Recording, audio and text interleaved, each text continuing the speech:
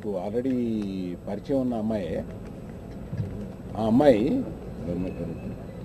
రజిన అనే అమ్మాయి ఇదివరకు ఒక సినిమాలో చూశారు, చాలా చక్కగా ఉంటుంది. ఇద్దరు జంటగా, అది కాకుండా మేజర్ ఒక ఈ సినిమాకు మెరిట్ ఏంటంటే మారుతి డైరెక్ట్ చేయడం. దీనికి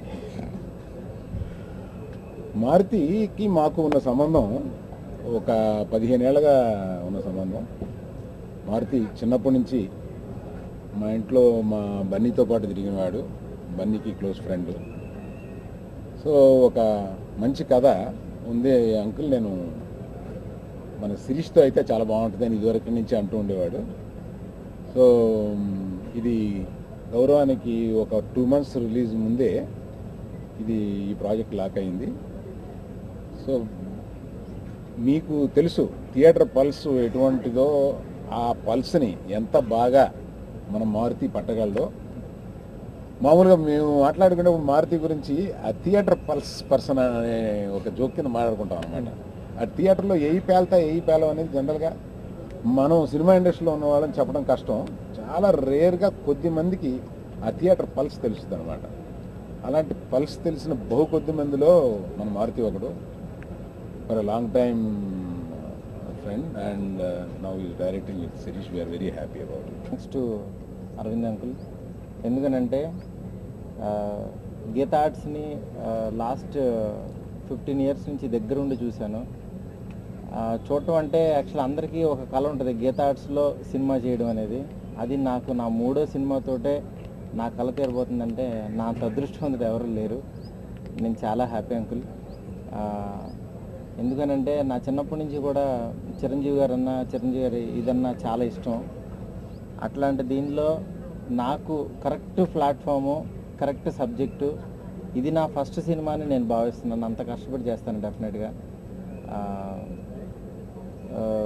ఎందుకనంటే ఒక మంచి టెక్నీషియన్స్ని ఇచ్చారు.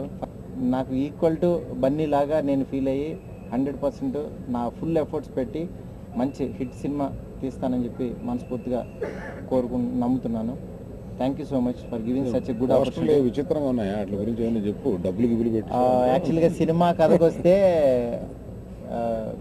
గ్రేట్ పీపుల్ ఆర్ సెల్ఫిస్ట్ అని ఎందుకు పెట్టుకున్నానంటే, ఇద్దరు సెల్ఫిస్టులు ప్రేమించుకుంటే ఎలా ఉంటుంది అనే ప్లే. అంటే మన స్వార్థం అనేది యాక్చువల్గా ప్రతి ఒక్కళ్ళలోనూ ఉంటుంది. బట్ ఏంటంటే మనం స్వార్థపరులు అని పైకి చెప్పుకోం, కానీ మనం అంత స్వార్థపరులు అంటే ఇప్పుడున్న ప్రజెంట్ ట్రెండ్లో ఈ స్వార్థం అనేది, సెల్ఫిష్నెస్ అనేది బాగా పీక్లోకి వెళ్ళిపోయింది. బట్ ఏంటంటే పైకి నటిస్తూ ఉంటాం మనం అందరం ఫ్రెండ్స్గా ఉన్నామని, మనం పైకి మనకు అందరూ కావాలని. కానీ ఎవరు సెల్ఫిష్నెస్ కోసం వాళ్ళు ఇక్కడ పనిచేస్తారు. అంటే నా స్వార్థం ఇక్కడ, నేను ఈ సినిమా తీయాలి, ఎవరిది కాళ్ళకి.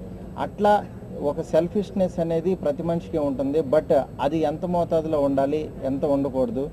మనిషి స్వార్థంతో స్వార్థం ఎదగడానికి మనిషికి స్వార్థం అవసరం అవ్వాలి, కానీ స్వార్థంతో మనిషి ఎదగకూడదు, అప్పుడు స్వార్థపరుడు అవుతాడు అనే ఒక చిన్న కాన్సెప్ట్ తీసుకుని దానికి లవ్ లింకప్ చేసి ఇద్దరు పేరు మధ్యన ఒక గేమ్ ప్లే చేయబోతున్నాను. డెఫినెట్గా start to end 2.5 hours non stop కామెడీతో రన్ అవుతూ ఒక అండర్ కరెంట్, ఒక అద్భుతమైన మెసేజ్ అయితే డెఫినెట్గా చెప్పబోతున్నాను. ఇలాంటి ఒక మంచి సబ్జెక్టు ఒక మంచి పర్సన్ చేతిలో పడి మంచి దీంట్లో పడుతుంది. అందుకే డెఫినెట్గా అది ఆ రేంజ్లో ఉంటుందని మనస్ఫూర్తిగా నమ్ముతున్నాను. Thank you so much uncle.